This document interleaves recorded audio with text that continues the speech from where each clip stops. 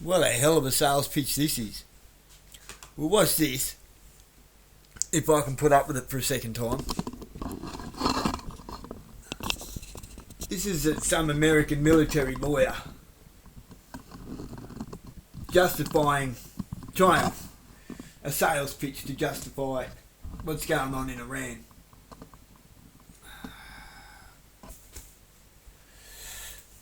Today on this episode of Off Air, we're going to talk about Iran. I want you to take a second and imagine a world in which one of our greatest enemies has developed a nuclear power. And I want you to further imagine that in that... Bam. Straight up. It takes two to tango. It takes two to be friends. It takes two to be enemies.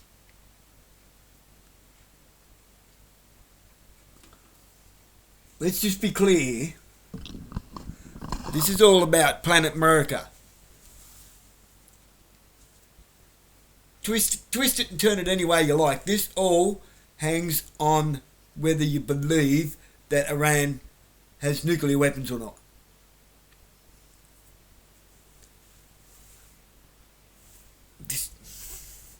I get it. I get what he's saying. But this all depends if the whole world wants planet fucking America. No thanks. They're a bunch of degenerates. That world, 20% of the world's oil supply. The things that run your airplanes, your buses, your trains, but also makes your products. Imagine that can be essentially choked out by that greatest enemy. Now... It's the greatest thing that could ever fucking happen.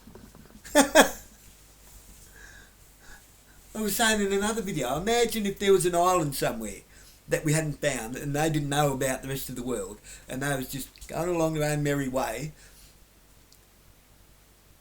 All the things that they've never had they could never miss. This is all based on consumerism. It's all based on consumerism. It's based on we want to be the top dog again. We want to have all the money. We want to have all the oil. And the whole world will be beholden to fucking Planet America. I want you to also imagine that a larger nation is feeding that enemy weapons of war, tools, and supplies to allow that to happen. And I also want you to imagine that enemy has parked a regime just outside of your border that is a significant threat to you. What would you do? Well, I can tell you what Joe Biden and Barack Obama decided to do. Ignore the threat, attempt to negotiate, and never take any action. And through that, we saw two regimes, Venezuela as well as Iran, grow to significant power only to be used by China and other enemies of the United States to further their global interests at the expense of people in the United States. Now, over the last 2 months, we've seen two massive strikes. One, taking out the president or dictator in Venezuela, and the second, taking out the entire leadership structure in Iran. We're on the verge of a new Iranian revolution. We're on the verge of those people taking back their land. But what I want to talk about today is exactly why that's happening, who benefits, and what the bigger picture is here for Donald Trump and for the United States. Now, I'm federal criminal defense attorney Ron Chapman. I was a former Marine officer, and one of the things that we trained for was the closure of the Straits of Hormuz. I'm going to teach you about why we struck Venezuela first and then Iran second, and what that means for oil during this episode, so that you'll see U.S. policy interests and essentially the reason why we engaged in these strikes in the first place. On January 3rd, 2026, the United States engaged in Operation Absolute Resolve. That operation was targeted at Venezuela. Typical lawyer. All the key words through that are disclaimer words. Imagine. Imagine if. Imagine this. Imagine that. Nice imagination, mate. Stop imagining things and see things how they actually are. It was after a significant amount of pressure put on Venezuela to stop what the U.S. has deemed narco-terrorism, flooding the United States with drugs. Now, that strike, Operation Absolute Resolve, was never about narco-terrorism. It was really about something much, much more important to the United States. And we can start to see that picture emerge with the most recent strike on Iran. On January 3rd, U.S. forces conducted an overnight raid in Caracas, Venezuela, capturing President Maduro and transporting him towards U.S. custody. Much of the reporting on this described months of preparation, including the creation of a replica compound and an extensive pattern of life analysis. Everything shows us that this was intended to be an incredibly targeted strike where there would be very little risk to U.S. forces if done properly, maximizing the impact of that single incursion into Venezuela. The operation reportedly involved 150 aircraft, including drones, space and cyber effects to create a pathway and suppress defenses, and we even heard some reporting of some hypersonic type weapons being used that folks in the United States weren't even really that aware of. After those strikes, multiple analysts and legal experts started to argue that the operation violated international law and it raised domestic war powers issues. We'll get to those in a bit. Venezuela's acting government under Delcy Rodriguez on January 29th signed an oil sector overhaul to loosen state control designed to learn foreign and private investment and reverse long-standing oil dominance in that region. But I want to talk about something that happened before the raid in December. The U.S. Justice Department moved to seize and legally control a sanctioned tanker and nearly 2 million barrels seized off Venezuela. The importance of the seizure of that tanker can't be understated, and I'm going to explain to you exactly why.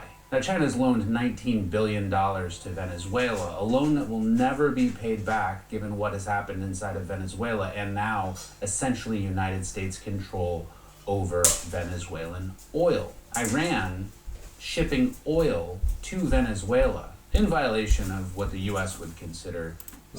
What?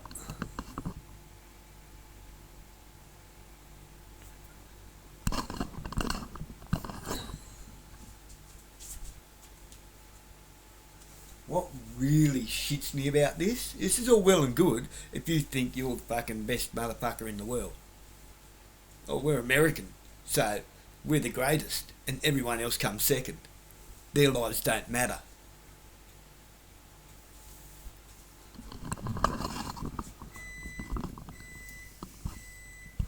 Now, when you got loose cuckoos with the red button, like Donald Trump, and presidents like Obama, Bush, it's all it's ever been is regime change after regime change after regime change to maintain global economic dominance for the sake of consumerism.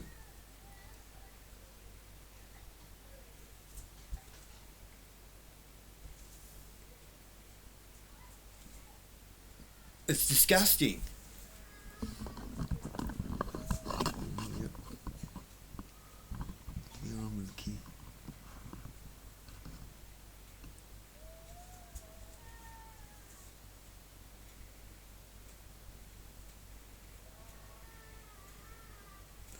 He's always crying next door.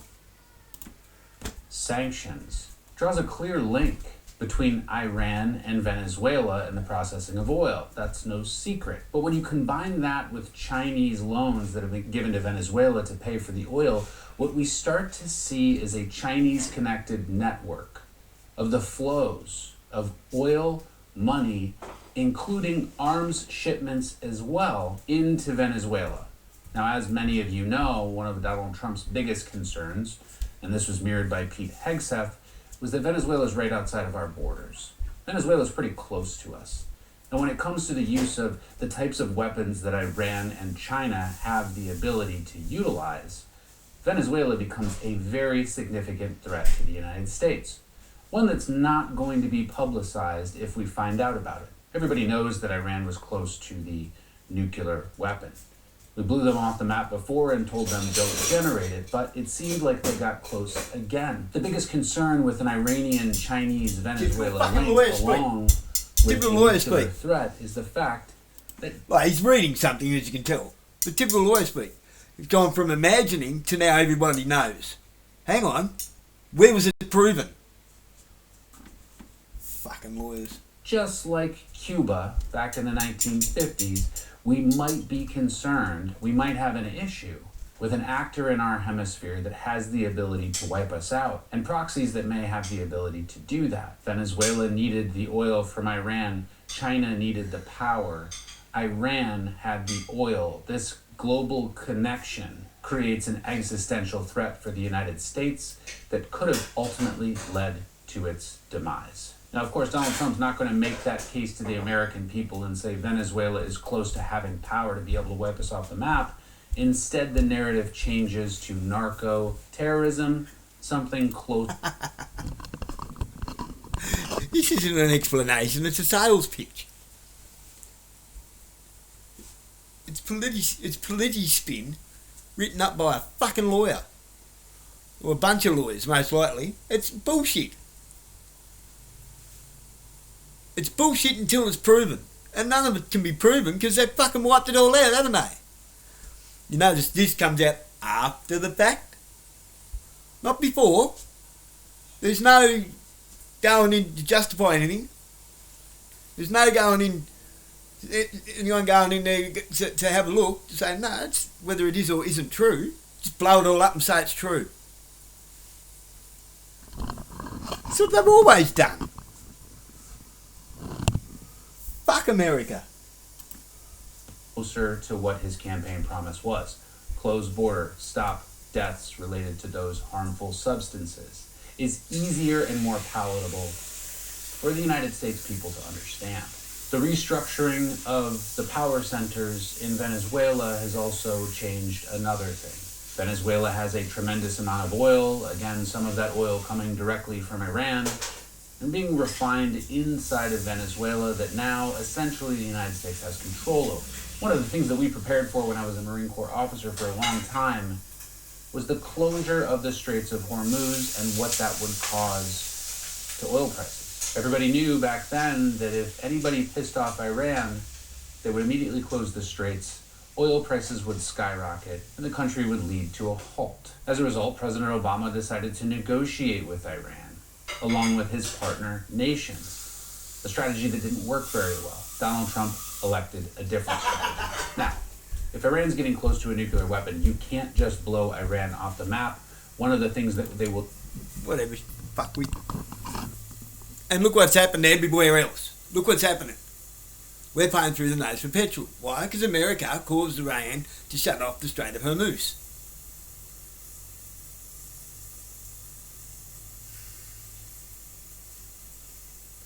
They act as if nobody's going to punch them back. Australia is grinding to a halt because of America.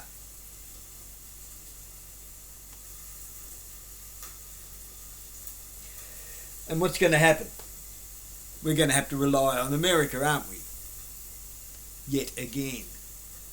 We're still their bitch.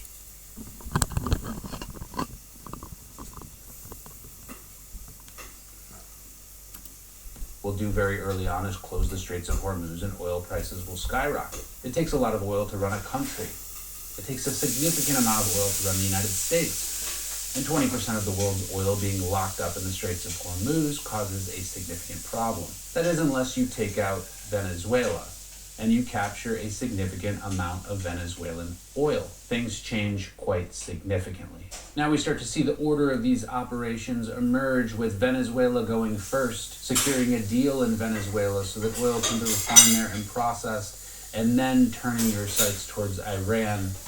That's part of Donald Trump's global campaign. The Straits of Hormuz carries about a fifth of global trade in crude oil, with about 13 million barrels a day passing through it in 2025. The rapid pivot to open up Venezuela's oil after the operation created an additional capacity in the United States of millions of barrels of oil, and it reduced vulnerability to Middle East choke points, specifically in the Straits of Hormuz, and it would apply a global buffer against oil price strikes. In fact, when the Iranian strikes started, we didn't really see that much change in the stock market, and traditionally the stock market would be rattled based on conflict in or around the Straits of Hormuz. Now, some people may say Venezuela's oil can't effectively be used by the United States.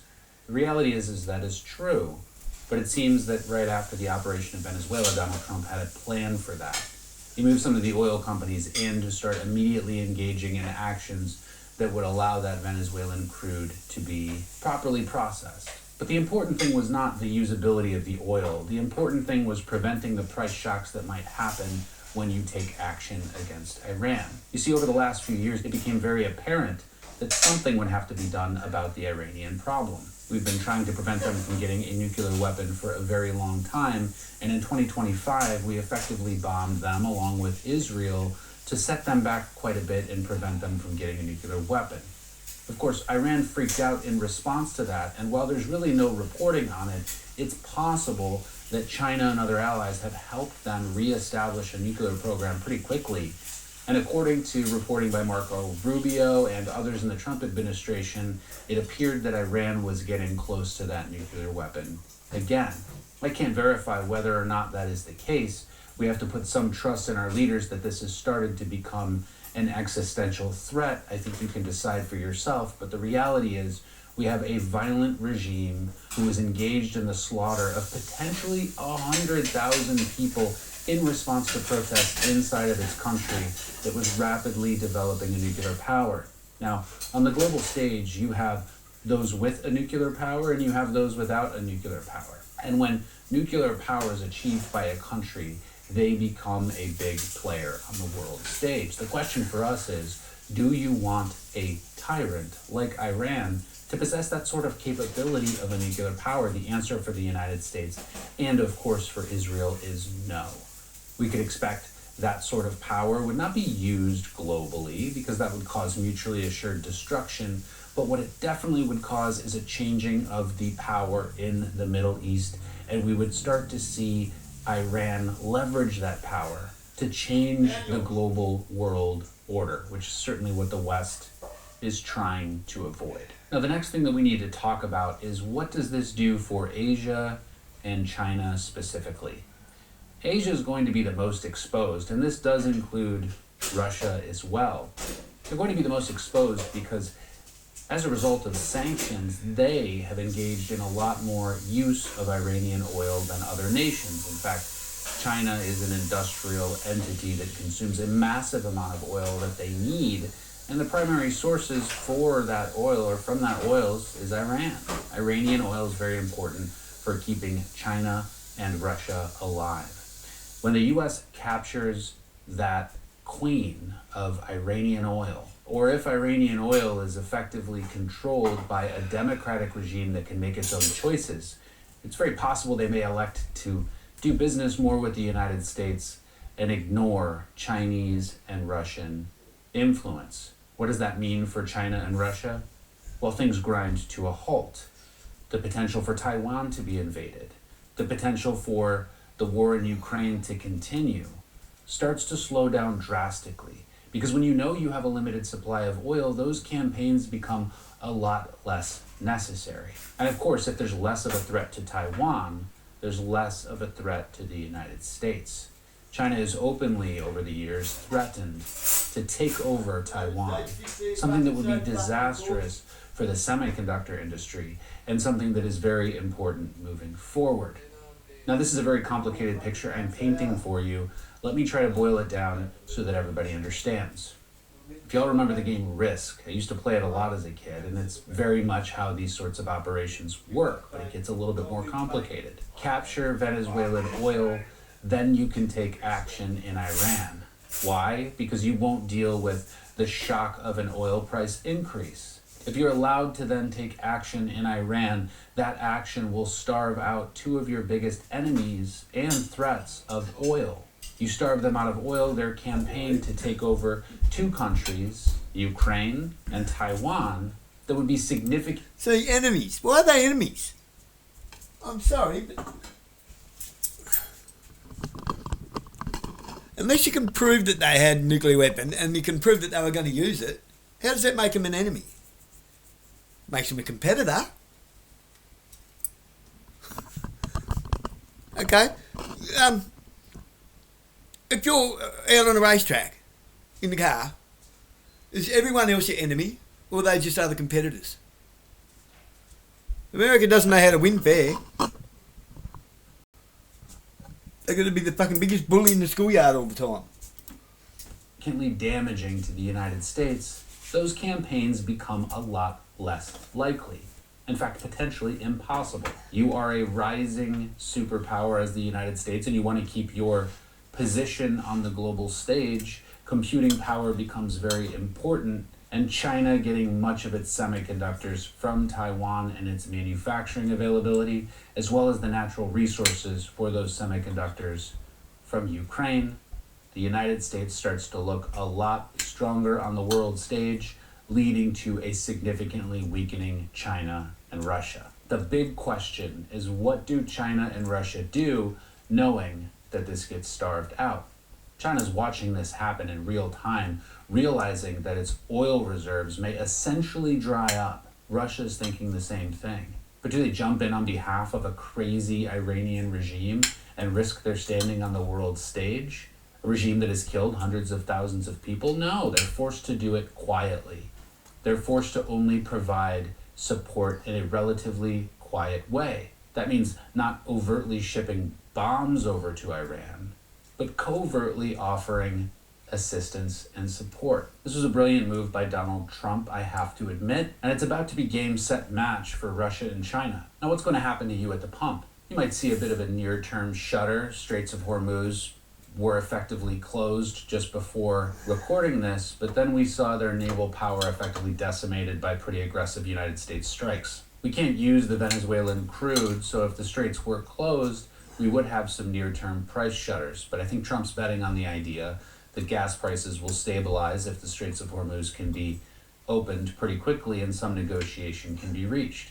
Right now, every single leader that takes the helm in Iran is getting decimated, with strikes repeatedly decimating their entire leadership. It seems like we've got their number and we keep calling it up over and over and over again. What I would expect to see is some sort of revolution happening, destabilization, and then the U.S. offering a helping hand, just like they did in Venezuela, on getting the oil supplies back up and moving. It's not going to be pretty in the near term, and there may be some hit, but eventually, taking that pressure off of U.S. oil reserves, opening up the Straits of Hormuz, and allowing global order to restabilize could usher in the next American Gilded Age. Many are wondering if we can expect some sorts of attacks inside of the United States. And I would say, as a former military officer, there's always been the prospect of people engaging in those sorts of attacks in the United States, but we have to rely on solid law enforcement and tight borders to make sure that those attacks can't be carried out. The reality is the availability of people to engage in attacks like that is very, very difficult. These types of things have to be planned for a long time and ultimately executed, and they're very tough to do.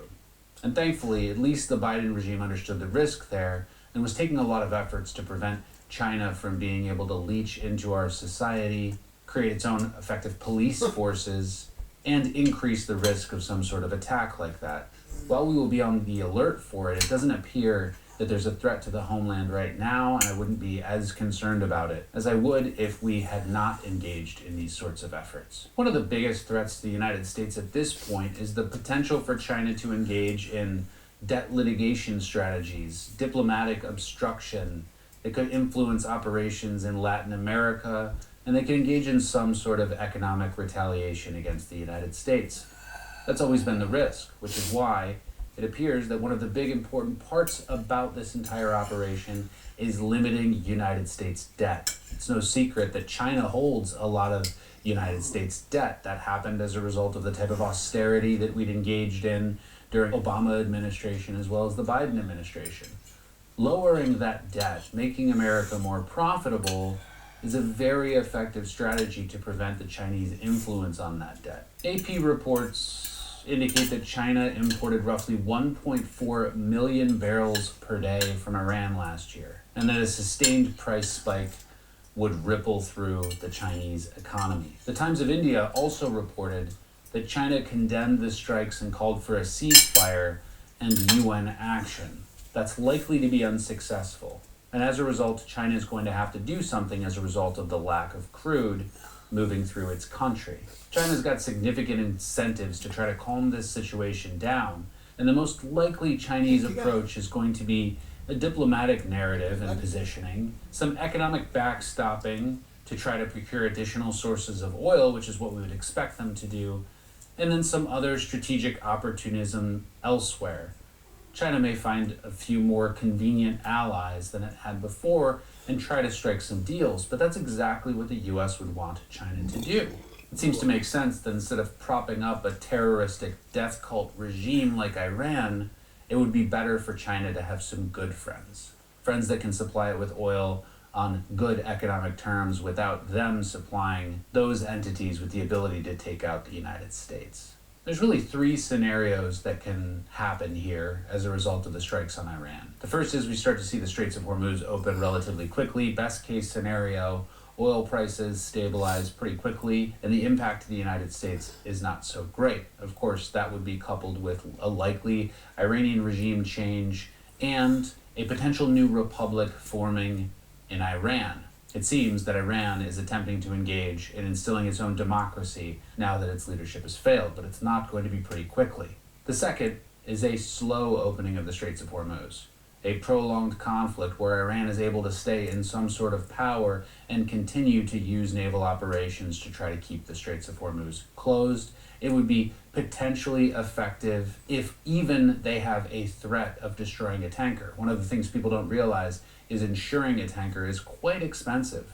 And in order for a tanker to move through the Straits of Hormuz, it needs to grab a ton of additional insurance, especially when there's a wartime threat. Many insurance companies will not insure that oil, in which case it does not go. It sits. Crude is not going to be destroyed if it sits for too long. So many boats may just sit and wait it out before going through the straits. If there's still a threat over the Straits of Hormuz from any country, we start to see a slowing of transfer of oil through the Straits of Hormuz, which has a significant impact on the US and Chinese economy.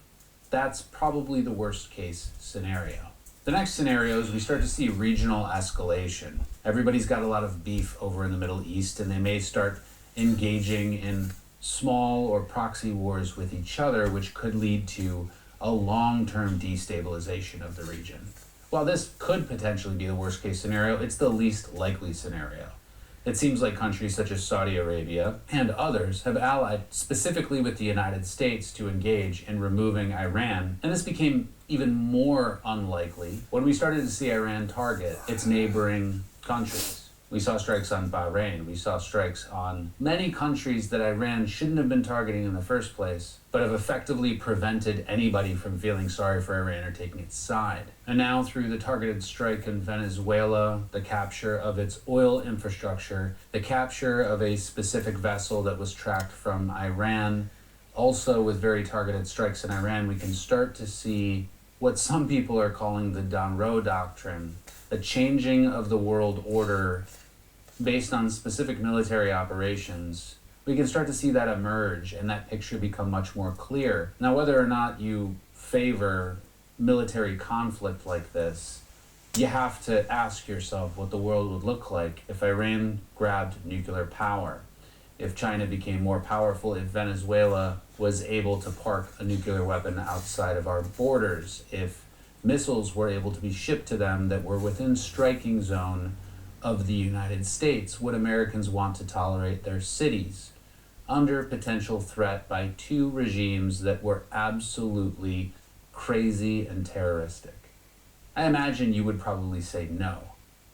So for those people at the water cooler who are pissed off about the war or think that this is just global dominance, I think that you should understand that there is a careful balance in the world.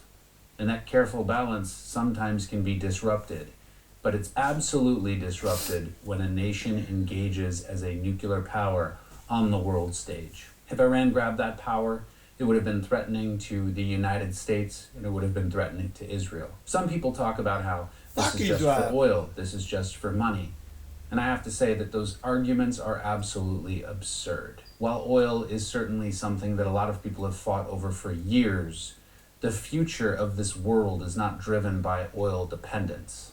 People may profit from this scenario, but those are incidental profits that are driven off of a larger U.S. campaign to protect our existence. This is not about oil, this is about nuclear power. That's what needs to be protected for the United States. My name is Ron Chapman. Thank you for joining me today on Off Air. If you like the content, please consider subscribing. And if you're not...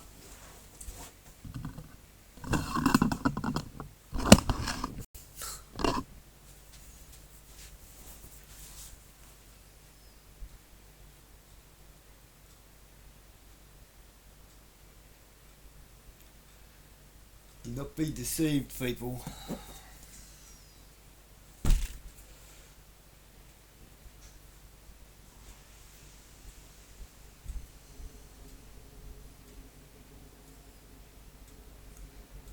It won't last. 3.5 years. 3.5 to 7 years.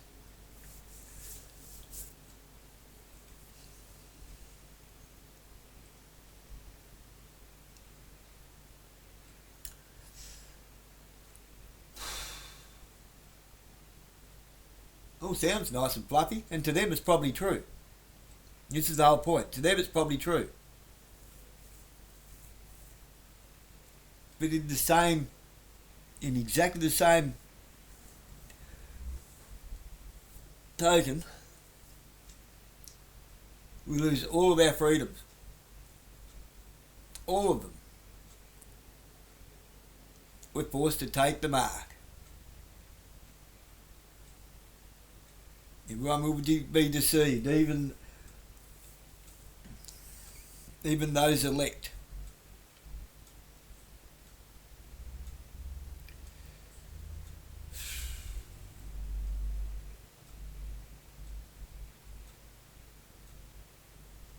Very clever. It is quite clever.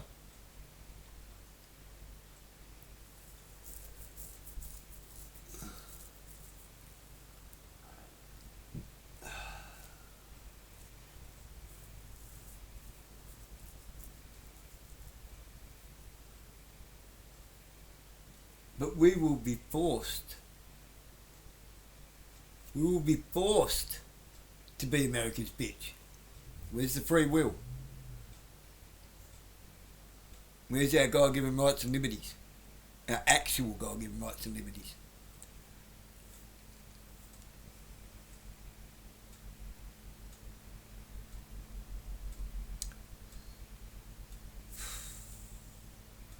Forced to use their currency.